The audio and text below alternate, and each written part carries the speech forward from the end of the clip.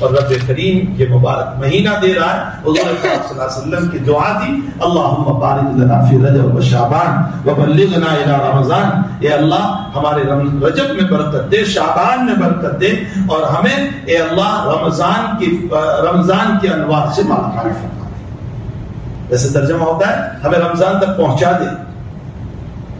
میں نے اس کا ترجمہ کیا رمضان کے انوار سے مالا مال فرما دے. یہ اس لیے رمضان تک نہیں کہ سموسے بھجیے کھاتے رہے اور فالودے میں آلودہ ہوتے رہے، اس لیے رمضان نہیں دی.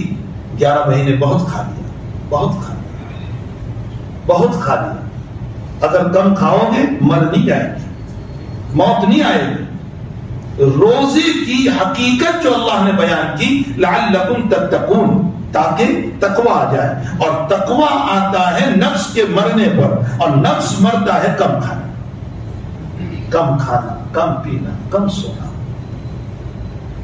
اور غیبتوں سے اور برائیوں سے اپنی زبان کو محفوظ رکھنا.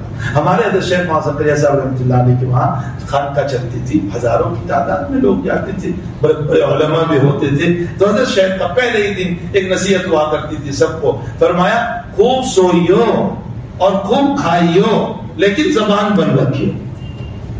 کھاؤ بھی سو بھی کوئی حرج نہیں، لیکن برائی نہ کرنا، اپنی زبان کو محفوظ رکھنا.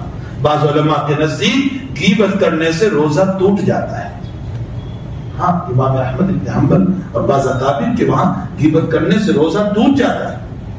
بعض اکابر فرماتے ہیں روزہ ٹوٹتا نہیں. ہمارے ائمہ یہ فرماتے ہیں کہ روزہ نہیں ٹوٹتا، لیکن روزے کے انوار و برکات ختم ہو کر سوائے بھوکے پیاسے رہنے کے کچھ نہیں ملا. ایسے ہی ہے. تو اپنے رمضان کو رمضان کا معنی ہوتا ہے جل جانا. رمضان جل جانا، رمضان گناہوں کو جلانے والا ہے، اور ہمارا حال یہ ہے کہ ہم گناہ کرتے ہیں. ہمارے نوجوان جو ہیں رمضان کیا آتا ہے دور دور تک کھانے جاتے ہیں، رات تفریح میں گزارتے ہیں، بازاروں میں گھومتے ہیں. حالانکہ رات تو عبادت کے لیے تھی کہ ہم تراویح پڑھتے. نبی اکرم صلی اللہ علیہ وسلم نے فرمایا من قام رمضان ایمانا و احتسابا غفر له ما تقدم من ذنبه. جو رمضان کی راتوں میں تراویح پڑھتا ہے ایمان اور اخلاص کے ساتھ، اللہ اس کے اگلے سارے گناہوں کو معاف کر دیتا ہے. تو تراویح کو اخلاص کے ساتھ پڑھا. یہ مت دیکھو کہ کہاں جلدی ہوتی ہے وہاں پڑھنے چلے جائیں. اور یہ بھی غلط طریقہ ہے کہ 3 پارے والی مسجد میں چلے جاؤ اور پھر 11ویں روزے سے گھومتے رہو. یہ بھی غلط طریقہ. یاد رکھو پورے قرآن کا سننا ایک مستقل سنت ہے اور تراویح کا پڑھنا ایک مستقل سنت ہے. 2 سنتیں الگ ہیں. اگر آپ نے 10 رمضان تک میں 3 پاروں میں قرآن کو ختم کر لیا ہے تو دوسرے عشرے میں دوسرا قرآن پڑھ لو، تیسرے عشرے میں تیسرا پڑھ لو. کیا بگڑ جائے گا ہمارا. 11 مہینے بہت گھوم گھام کر ہم نکالتے ہیں. اور خصوصاً ایک تیسری بلا اور وبا جو ہمارے جوانوں میں چلی ہے وہ کرکٹ.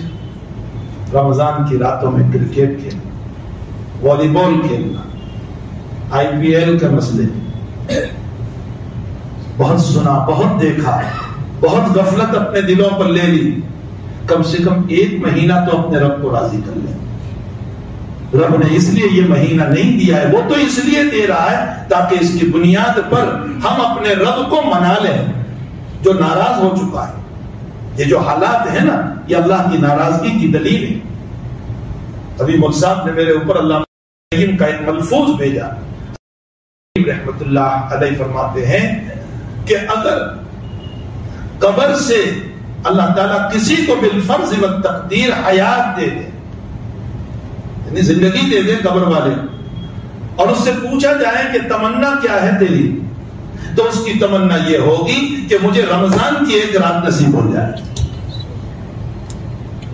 یہ ہے رمضان کی راتوں کی فضیلت. اور ہماری راتیں جو ہیں وہ عیاشیوں میں گزر رہی. بعض علماء نے امام ابو حنیفہ رحمۃ اللہ علیہ تو فرماتے ہیں کہ لیلۃ القدر پورے رمضان میں، صرف آخری عشرے میں نہیں.